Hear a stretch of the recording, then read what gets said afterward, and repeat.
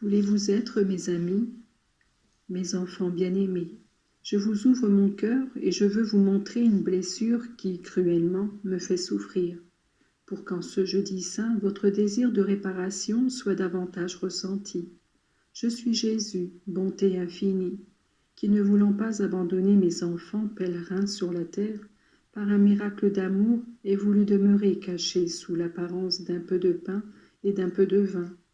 J'ai voulu demeurer parmi les hommes pour être leur compagnon et leur nourriture.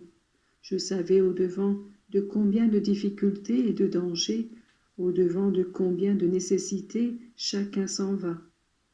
J'ai voulu aider tout le monde. J'ai voulu aussi mettre à l'épreuve la foi de mes disciples, pour qu'ils augmentent leur mérite en croyant ce qu'ils ne voyaient pas et ne touchaient pas.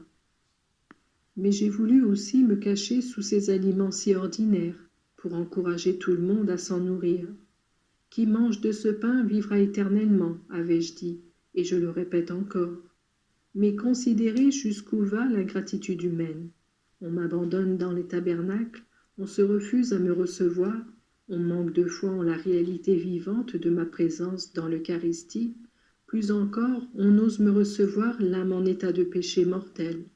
On ose me piétiner et faire de mon don d'amour un objet de dérision et de mépris. Messe mal célébrée et mal suivie, communion et vol sacrilège se multiplient.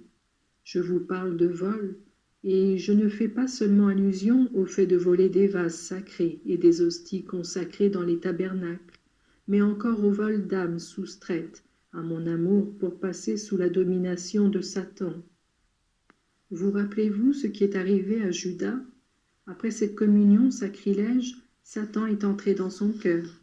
Que vous demanderai-je à vous devant cette réalité? Je vous demande réparation.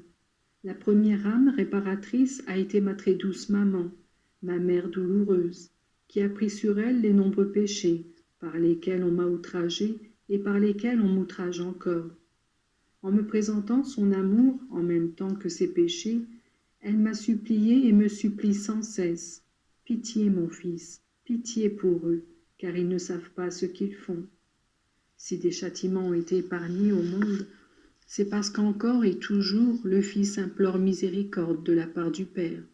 C'est parce qu'auprès de moi, il y a une maman tendre et bonne disposée à réparer. Ses larmes, ses souffrances, son amour ont fait de sa prière un puissant moyen d'intercession auprès du trône de Dieu si gravement offensé. Moi, je m'adresse à vous, afin que vous marchiez sur sa trace.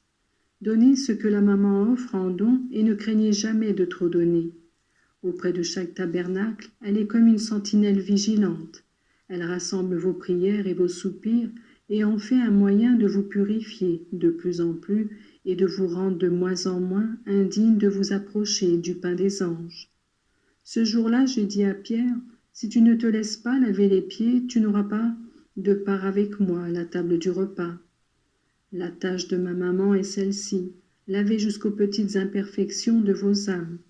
Ne vous y refusez pas, et surtout sachez reconnaître vos erreurs, votre amour-propre, votre orgueil, vos méchancetés petites et grandes, qui souvent accompagnent aussi vos messes et vos communions. Rappelez-vous que la souffrance la plus grande pour un cœur qui aime, c'est la trahison de l'ami. Si vous vous déclarez mes amis, et si vous voulez l'être effectivement, sachez pardonner et vous humilier. Sachez pleurer et par vos larmes nettoyer ces cœurs où je désire habiter, pour y apporter paix et amour. Que la communion que bientôt vous ferez soit une vraie réparation, et qu'elle me fasse oublier tout le mal qui en tout lieu s'élève de la terre au ciel. Mes enfants, je vous bénis tous, je bénis vos familles, vos intentions et vos désirs. Si vous voulez qu'il y ait une union spirituelle entre tous les membres de la famille, faites que tous se nourrissent du même pain.